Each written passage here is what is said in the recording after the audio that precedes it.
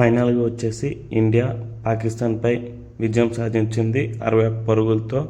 ఈ విజయంతో ఇండియా వచ్చేసి క్వాలిఫై అయిపోయింది సూపర్ ఎయిట్స్ మాట. మొదటిగా టాస్ గెలిచిన పాకిస్తాన్ వచ్చేసి బౌలింగ్ చూస్ చేసుకున్నారు. మెయిన్గా ఇండియన్ టీం చూసుకుంటే 2 చేంజెస్ జరిగాయి. దాంట్లో సంజు శాంసన్ బదులు అభిషేక్ శర్మ వచ్చాడు. అలానే హర్షదీప్ బదులు కుల్దీప్ యాదవ్ వచ్చాడు. ఇప్పటివరకు మన ఛానల్ని ఎవరు సబ్స్క్రైబ్ చేసుకోకపోతే సబ్స్క్రైబ్ చేసుకోండి. అలానే మన ఛానల్ వచ్చేసి అందరికంతా ముందుగా రివ్యూ వీడియోస్ చేస్తుంది. అలానే ఏ క్రికెట్ అప్డేట్ వచ్చినా ఫస్ట్గా మన ఛానలే అప్డేట్ చేస్తుంది. ముందుగా ఇండియా వచ్చేసి బ్యాటింగ్కి వచ్చిన వెంటనే స్టార్టింగ్లోనే అభిషేక్ శర్మ వికెట్ కోల్పోయారు ఫస్ట్ ఓవర్లోనే.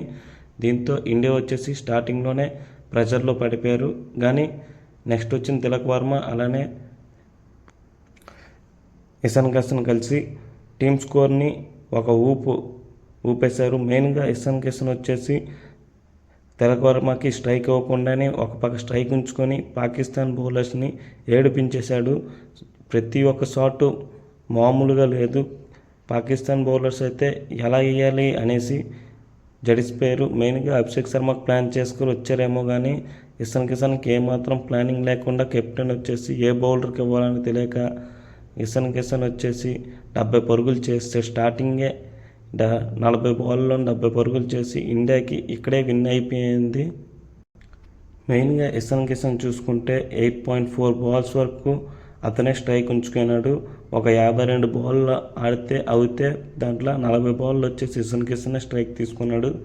నెక్స్ట్ వచ్చిన సూర్యకుమార్ యాదవ్ తిలక్ వర్మ వచ్చేసి ఏమాత్రం హిట్టింగ్ చేయకుండా స్కోర్ని నెమ్మదిగా లాగించారు. వీళ్ళిద్దరు కలిసి Tilak Varma 25 ball to ball score చేశాడు.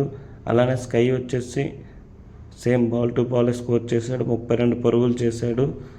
నెక్స్ట్ వచ్చిన శివం దుబే అలానే రింకు సింగ్ వచ్చేసి లాస్ట్లో ఫైర్ వర్క్స్ చేసి టీమ్ స్కోర్ వచ్చేసి 175కి 7 వికెట్లు.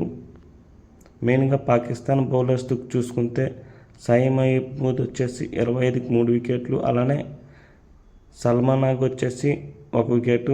మెయిన్గా ఈ మ్యాచ్లో హార్దిక్ పాండ్యా టెక్అవుట్ అవ్వడం చాలా నేనైతే ఫీల్ అవుతున్నాను. మెయిన్ ఉస్మాన్ తారిక్ బౌలింగ్కి హార్దిక్ పాండ్యా ఎలాగ ఆడతాడో నేనైతే వెయిట్ చేశాను చూడడానికి, కానీ ఆ ఛాన్స్ మిస్ అయిపోయింది.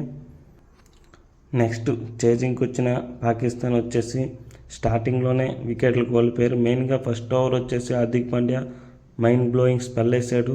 ఫస్ట్ ఓవర్లో 4 బాల్ని వికెట్ తీసి పాకిస్తాన్ని స్టార్టింగ్లోనే కష్టాలు నెట్టాడు. మిడ్ ఓవర్ వికెట్ తీశాడు. నెక్స్ట్ ఓవర్ వచ్చిన బుమ్రా వచ్చేసి 2 వికెట్లు తీస్తూ దీంతో పాకిస్తాన్ వచ్చేసి ఒకానొక టైంలో 13 రన్లకే 3 వికెట్లు కోల్పోయారు. దాని నెక్స్ట్ వచ్చిన ఏ బ్యాట్స్మెన్ కూడా స్కోర్ చేయలేకపోయారు. మెయిన్గా ఆ టీం చూసుకుంటే ఉస్మాన్ ఖాన్ ఒకటే 44 పరుగులు చేశాడు. అలానే సాయి నఫ్రీడి వచ్చేసి లాస్ట్లో చిన్న క్యామియో ఆడినా ఏమాత్రం పాకిస్తాన్ విజయానికి దగ్గరలో కూడా రాలేకపోయారు. మెయిన్గా మన టీమిండియా బౌలర్స్ చూసుకుంటే హార్దిక్ పాండ్యా అలానే బుమ్రా, అక్షర్ పటేల్, వరుణ్ చక్రవర్తి వచ్చేసి 2 వికెట్లు తీసుకున్నారు.